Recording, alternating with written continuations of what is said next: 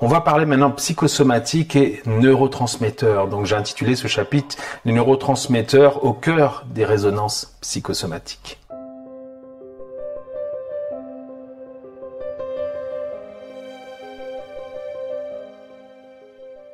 Paradoxalement, c'est en étudiant les mécanismes impliqués dans la douleur, la dépression ou les troubles psychologiques finalement, que les chercheurs ont découvert certaines sources du bonheur. L'amour, le plaisir, le bien-être, la plénitude sont des facteurs que l'on considère comme des composantes du bonheur. Tous ces paramètres ont des constituants finalement biologiques bien précis et on va voir ce que c'est. Les neurobiologistes, par exemple, ont pénétré les structures cérébrales qui interviennent lorsque les émotions nous envahissent. Ils ont observé les rouages mis en jeu dans la régulation du processus des émotions, des humeurs, et ils ont décrypté tous les processus qui s'enchaînent pour nous remplir d'un sentiment de bonheur, ou nous plonger tout simplement dans le malheur, parce que l'un fonctionne toujours avec l'autre. C'est les complémentarités, le yin, le yang. Donc je vais vous expliquer un petit peu le principe des circuits neuronaux pour gérer les émotions. Alors tout d'abord, vous avez ce qu'on appelle l'amygdale. L'amygdale, c'est le centre des émotions, de peur ou d'angoisse. C'est aussi le premier chakra, le chakra qui fait référence à l'existence. C'est aussi le noyau accubain, centre des émotions, de joie et de plaisir. Ça, c'est le deuxième chakra qui va recevoir les informations sensorielles. Ensuite, ils transmettent tout ça à l'hypothalamus qui, lui, va orchestrer les réactions corporelles et hormonales. Là, on fait référence au cinquième chakra, communiquer, et au cortex moteur, le troisième chakra, qui commande l'ensemble de la motricité, lesquels vont produire, selon les cas, une réaction positive ou une réaction négative. Entre-temps, vous avez le thalamus, là c'est le quatrième chakra, qui fait référence à l'amour, qui est une zone relais du cerveau. Lui, il reçoit l'information en quelque sorte, ensuite il émet un message au cortex cérébral, le siège des fonctions nerveuses du cerveau, pour qu'il vérifie si l'amygdale ou le noyau accubain produit bien la bonne émotion. Donc j'aime par exemple ou je n'aime pas.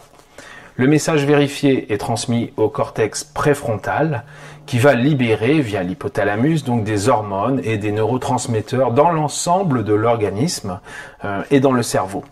Les neurotransmetteurs sont des composés chimiques libérés par les neurones pour permettre tout simplement au message envoyé par le cerveau d'être transmis. Face à une situation du quotidien, une personne dispose en général des réactions normales, innées ou acquises. Donc les principaux neurotransmetteurs qui interviennent lors d'une émotion, vous les connaissez sans doute, c'est la dopamine, celle qui permet de contrôler ses émotions et de freiner aussi ces émotions trop importantes.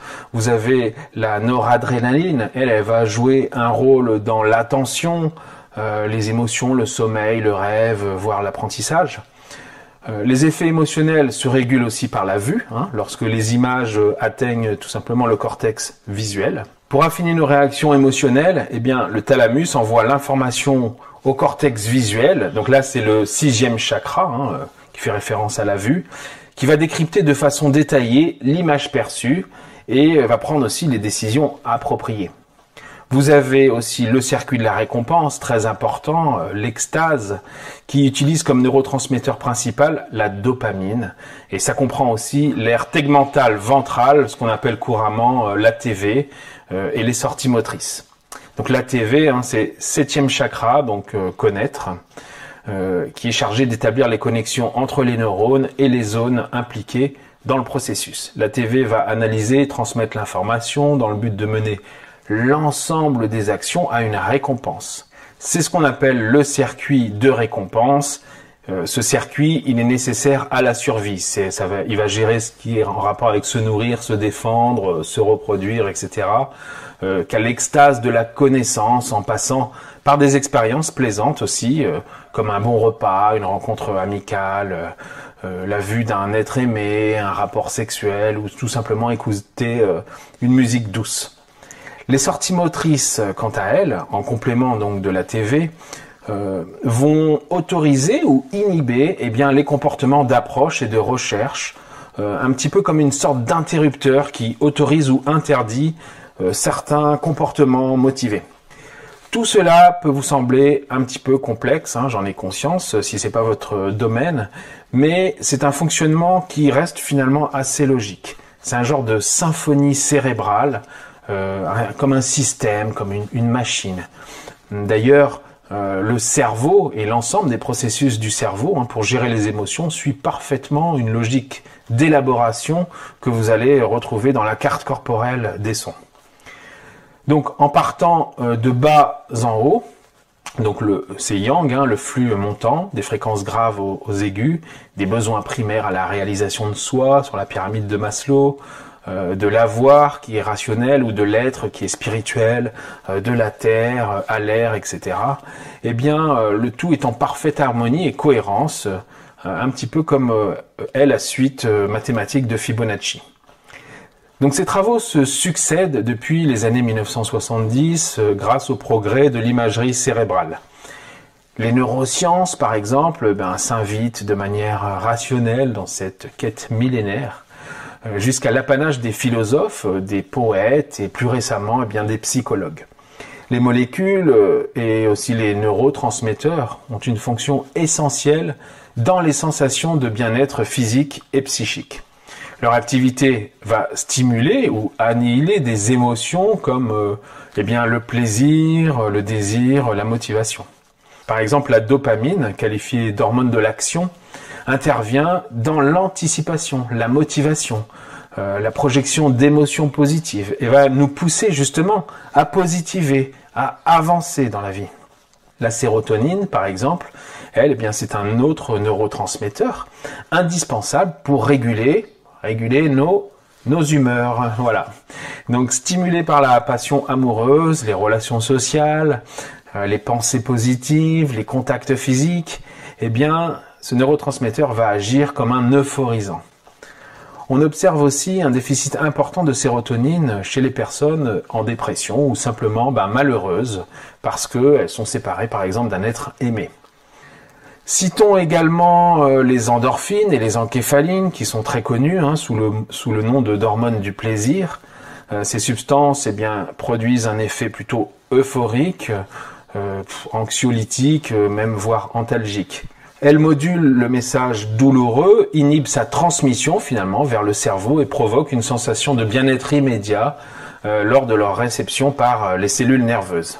Alors, ce qu'il faut retenir de tout ça, c'est que toutes les cellules communiquent finalement avec des fréquences, des ondes, des sons, et nous pouvons agir dessus de la même façon. Mais si tout individu est doté dès la naissance finalement de ce système qu'est le cerveau, l'énergie et aussi les fréquences sonores pour transmettre et échanger des informations, il suffit d'observer le genre humain pour remarquer que certaines personnes semblent plus heureuses, plus optimistes, plus joyeuses et plus solides face aux situations difficiles, tandis que d'autres sont plus moroses, mélancoliques, sinon désespérées. On peut bien entendu stimuler ses propres ressources en pratiquant par exemple un sport régulièrement qui va favoriser la fabrication d'endorphines sans pour autant devenir addict ou on peut aussi écouter de la musique motivante ou même chanter, pourquoi pas, pour tout simplement mettre le corps en vibration. Sans oublier la méditation qui est, selon Mathieu Ricard, que vous connaissez, un moine tibétain mais aussi surtout un généticien moléculaire, pour lui la méditation c'est un outil essentiel pour accéder à l'équilibre émotionnel. Être heureux exige une participation active de l'être et tout ça, ça se travaille. Rappelons aussi au passage que notre cerveau contient 200 milliards de neurones, soit 30 fois plus que la population terrestre. Et la recherche par rapport au cerveau, finalement, n'en est qu'à ses débuts. C'est pour ça que je voudrais rajouter qu'aujourd'hui, il faut considérer très sérieusement les nouvelles théories quantiques.